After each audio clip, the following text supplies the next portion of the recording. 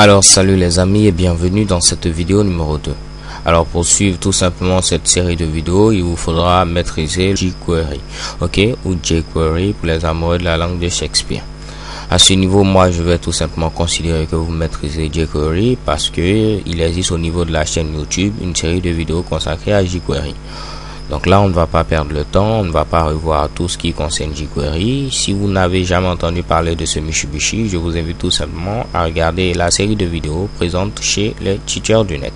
Je crois que cela pourra largement suffire.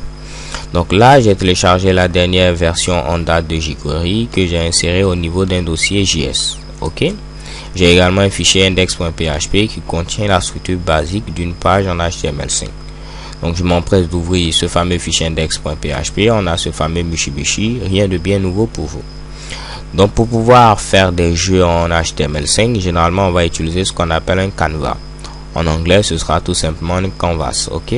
Donc là nous allons mettre une nouvelle balise canvas présente comme ceci, ok.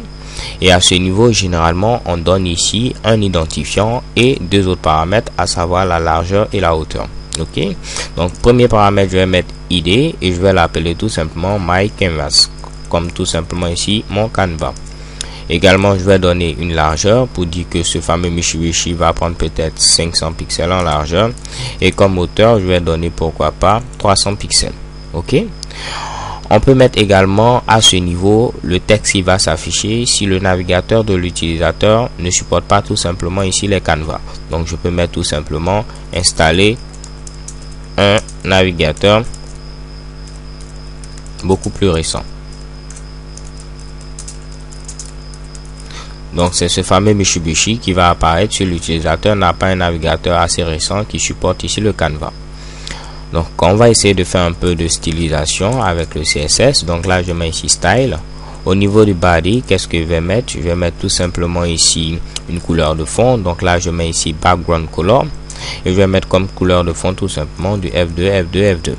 Je crois que ce sera parfait. Je vais donner une largeur à mon body. Comme largeur, pourquoi pas, je vais mettre ici 900 pixels. Et je vais faire un petit margin auto pour que ce Mitsubishi soit centré. Donc je mets margin auto et je vais donner pourquoi pas. Donc si je viens au niveau de mon navigateur, je tente d'actualiser. Check et bam, j'ai ce fameux Mitsubishi à ce niveau. Pour vérifier que mon texte va être centré, je vais essayer de mettre un fameux texte comme ceci.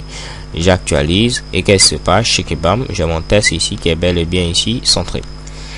Alors au niveau du canevas, si je veux que ce dernier soit également stylisé, qu'est-ce qu'il faut faire? Je viens ici tout simplement, je vais l'identifier avec my canvas comme je l'ai déjà fait en HTML à ce niveau, ok.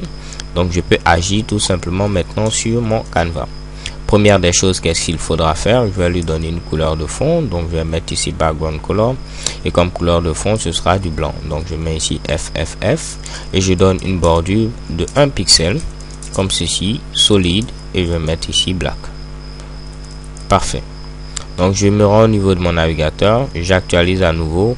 Et check et bam, vous voyez que je vois bel et bien ici mon canvas apparaître. Donc 500 pixels c'est un peu trop large, je vais mettre pourquoi pas ici 400 pixels, je crois que ce Mitsubishi pourra tout simplement faire l'affaire. Donc je viens à ce niveau et je mets ici 400 pixels. J'actualise et je crois que c'est beaucoup plus nice.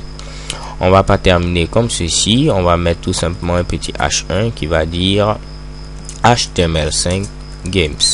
Ok. Donc je reviens ici, je tente d'actualiser et j'ai quelque chose de beaucoup plus nice. Alors les gars, c'est tout pour cette vidéo. Je vous donne rendez-vous à la vidéo suivante. Nous allons créer le contexte 2D. C'est ce dernier en réalité qui va nous permettre de pouvoir agir sur ce fameux canevas là. Sans lui, on ne pourra pas dessiner ni faire de petites animations. So thank you guys for watching. Don't forget to subscribe and see you to the next video. XOXO.